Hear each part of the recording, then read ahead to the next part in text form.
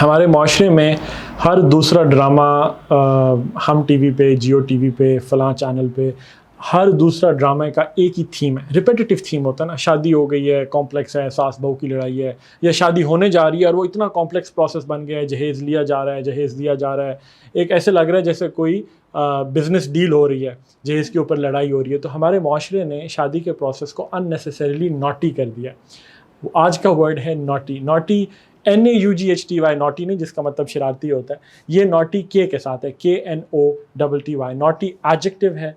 Naughty का मतलब होता है, लफ्ज़ नॉट से निकला है, नॉट कहते हैं गांठ को, तो नॉटी एडजेक्टिव है। नॉटी का मतलब है कॉम्प्लेक्स कर देना, कि इतनी गांठें डाल देना कि एक चीज़ कॉम्प्लेक्स हो जाए, एक चीज़ मुश्किल हो जाए।